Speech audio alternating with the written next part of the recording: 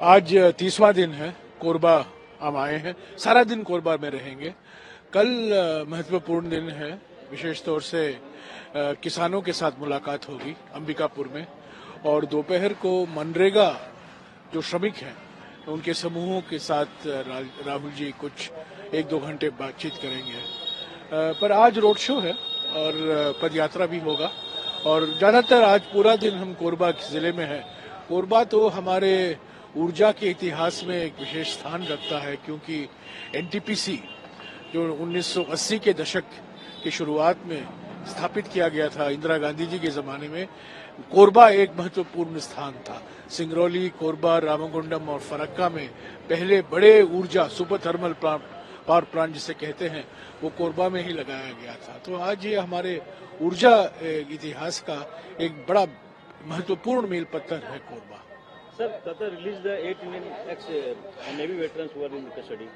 हाँ, मैंने उसके बारे में मैंने ट्वीट भी किया है। हमारी पार्टी की ओर से हम सभी देशवासियों के साथ राहत है, हमें खुशी है कि इनको रिहा कर दिया गया है और वो वापस आ गए हैं, और हम उनको और उनके परिवारों को शुभकामनाएं का संदेश भेजते हैं। सर, बिहार में फ्लोर टेस्ट है, हो सकता है पलटी और भी हो, क्या कह सकते हैं। बिहार की राजनीति में जब पलटी कुमार शासन कर रहे हैं, किस तरफ पलटी करेंगे किसको मालूम है। तो पर फ्लोर टेस्ट होना जरूरी है।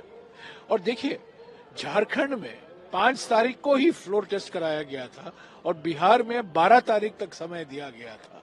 तो ये भी एक साजिश है। क्या उम्मीद आप लोग क्या लग रही है?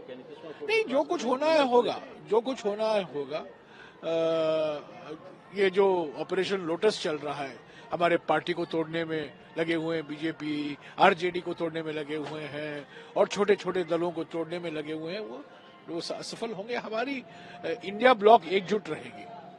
सर, जो किसान है वो दिल्ली की तरफ कूच कर रहे हैं, हालांकि कहा जा रहा है कि जो केंद्रीय कृषि मंत्री हैं उनसे बातचीत करने तैयार है। ये सब दिखावा है। 3 मंत्री चंडीगढ़ गए हैं, मैंने भी पढ़ा है, ये सब दिखावा है। देखिए, एक तरफ आप डॉक्टर स्वामीनाथन को भारत रत्न देते हैं, वो सही है, पर जो स्वामीनाथन फॉर्मूला है, जो स्वामीनाथन साहब ने कुछ अपने ही आयोग में जो सिफारिश दी थी सरकार को कि खेती की जो लागत है, विस्तृत रूप से खेती की लागत को अनुमान करना चाहिए और उसका 1.5 गुना एमएसपी घोषणा करना चाहिए। 1.5 गुना ज्यादा एमएसपी लागू करना चाहिए और उसकी घोषणा होनी चाहिए, और एमएसपी को एक कानूनी दर्जा दिया जाना चाहिए।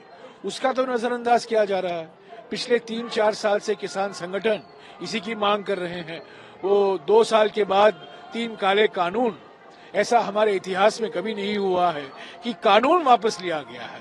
विधेयक अगर बिल है वापस लिया जाता है, मसौदा वापस लिया जाता है। जब कानून पारित हुआ है राज्यसभा में, लोकसभा में, उसको वापस लेना पड़ा प्रधानमंत्री को। तो प्रधानमंत्री कभी अपने आप को कहते हैं कि मैं कभी अपना मन बदलता नहीं हूं, मैं यू टर्न नहीं करता हूं, उनको यू टर्न करना पड़ा।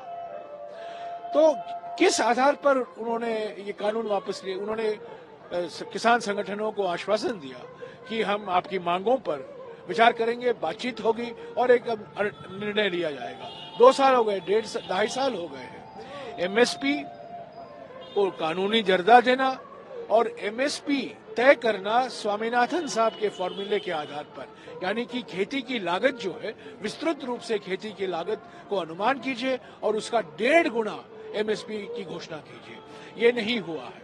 कल इसीलिए किसान आ रहे हैं दिल्ली प्रोटेस्ट करने के लिए, पर आपने देखा है, सभी देख रहे हैं, सारा देश देख रहा है कि इन किसानों को रोका जा रहा है दिल्ली में आने से।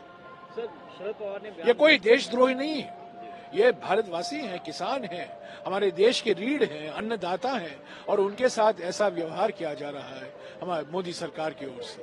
सर, शरद पवार ने एक बयान दिया और कहा है कि चुनाव आयोग ने जो पार्टी उन्होंने बनाई थी वो पार्टी उनसे छीन कर किसी दूसरे के हाथों में दे दी है सिंबल। चुनाव आयोग का क्या कहना, संवैधानिक संस्था, निष्पक्ष संस्था, पर जिस तरीके से चुनाव आयोग व्यवहार कर रहा है, देखिए 6 महीने से हम मांग कर रहे हैं चुनाव आयोग से कि हमें 15 मिनट, 20 मिनट, 25 मिनट का टाइम दीजिएगा कि ताकि हम आपको अवगत कराएं हमारी मांग क्या है वीवीपैट के बारे में।